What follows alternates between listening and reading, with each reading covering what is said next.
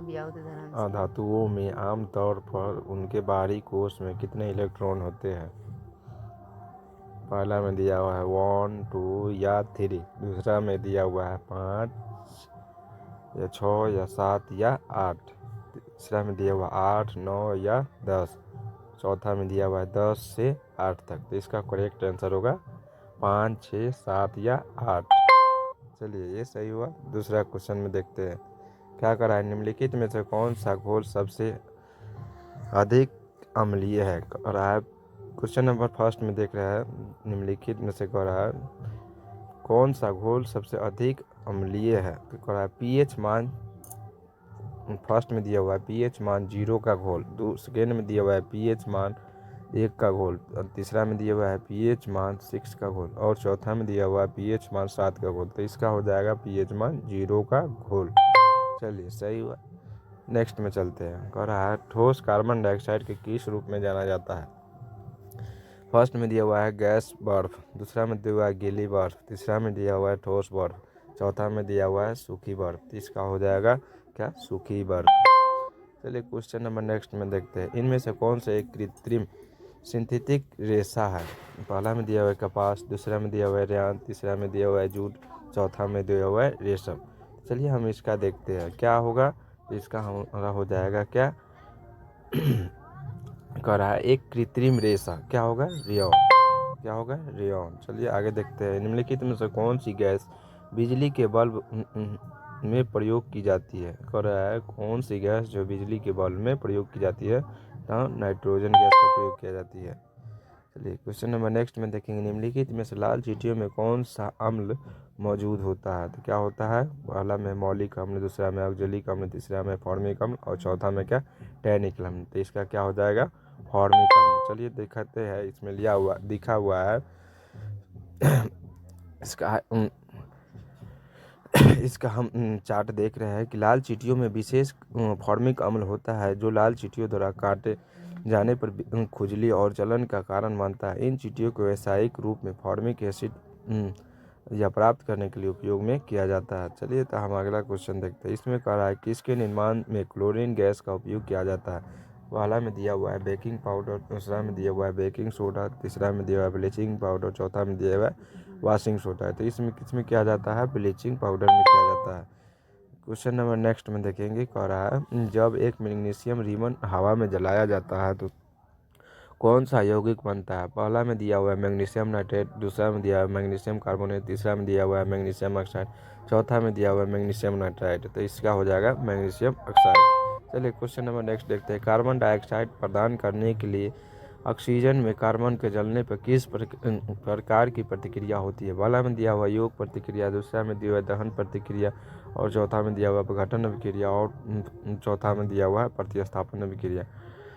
योग प्रतिक्रिया, दहन प्रतिक्रिया, अपघटन प्रतिक्रिया और प्रतिस्थापन अभिक्रिया। तो इसका क्या हो जाएगा? दहन प्रक्रिया। चलिए आगे देखते हैं। कह रहा है निम्नलिखित में से कौन विद्युत का सुचालक है?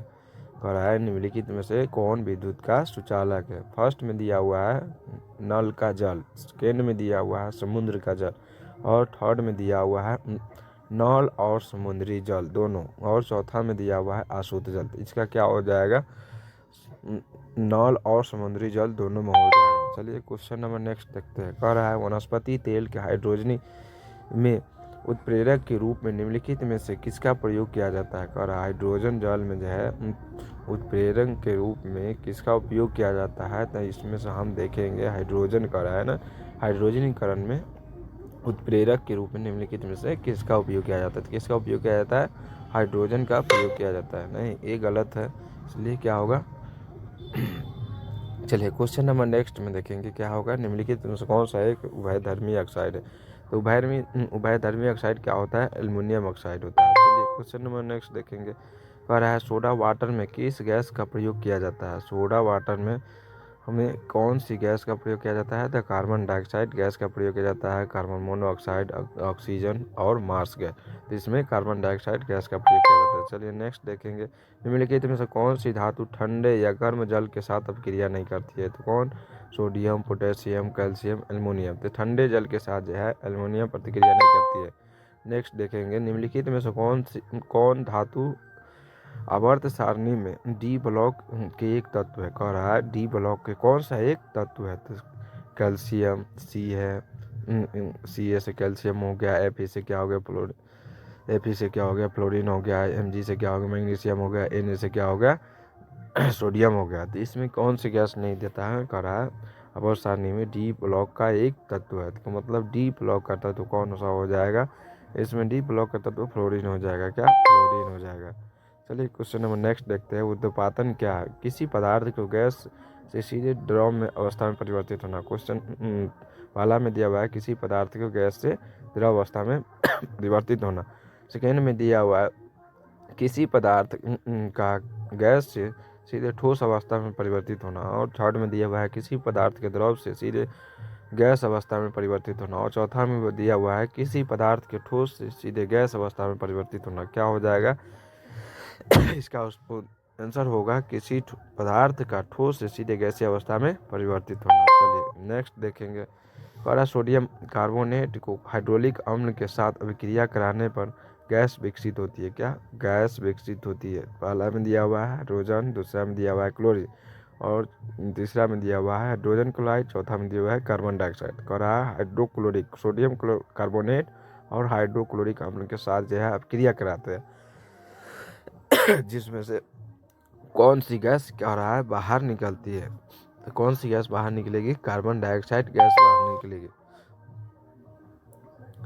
चलिए नेक्स्ट क्वेश्चन देखते हैं। निम्नलिखित में किसने दिया था कि तत्वों के गुणों उनके गुण परमाणु भारों के आवर्त फलन होता है। पहला में दिया है न्यूलैंड, दूसरा में दिया है मॉसली, तीसरा में मेंडलीव, चौथा में डोबेनर।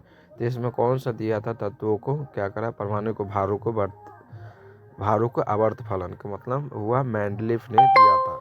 चलिए करेक्ट आंसर है। नेक्स्ट देखते हैं। कह रहा है सूत्र C6H14 हाइड्रोकार्बन का प्रतिनिधित्व करता है। कौन करता है।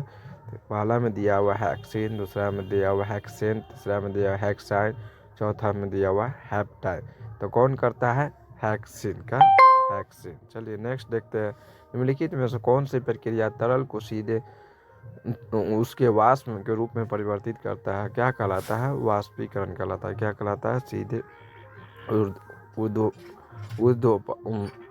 ऊर्ध्वपातन संघनन और या वाष्पीकरण तो क्या कहलाता है। कह रहा है तरल से वाष्प में परिवर्तन वाष्पीकरण कहलाता है। चलिए नेक्स्ट देखेंगे। कह रहा है निम्न से कौन सी धातु उच्च तापमान पर ऑक्सीजन के साथ अभिक्रिया नहीं करती। क्या ऑक्सीजन के साथ अभिक्रिया नहीं करती। कौन सी धातु अभिक्रिया नहीं करती है ऑक्सीजन के साथ। तो इसमें जो है चांदी जो है ऑक्सीजन के साथ अभिक्रिया नहीं करती। चलिए नेक्स्ट क्वेश्चन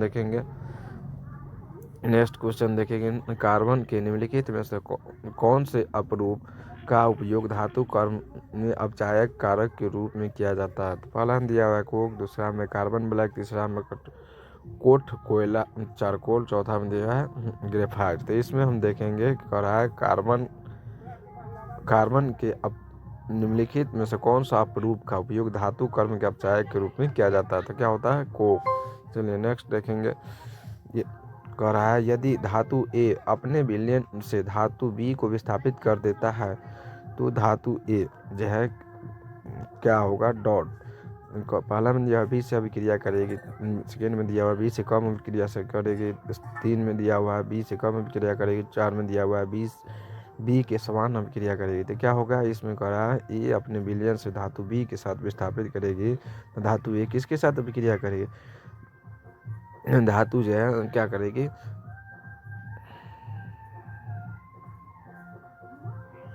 क्या होगी बी से कम अभिक्रिया करेगी। क्या करेगी बी के समान अभिक्रिया तो नहीं करेगी, बी से भारी अभिक्रिया, बी से कम अभिक्रिया, बी से अधिक अभिक्रिया। तो इसमें क्या हो जाएगी बी से कम अभिक्रिया नहीं।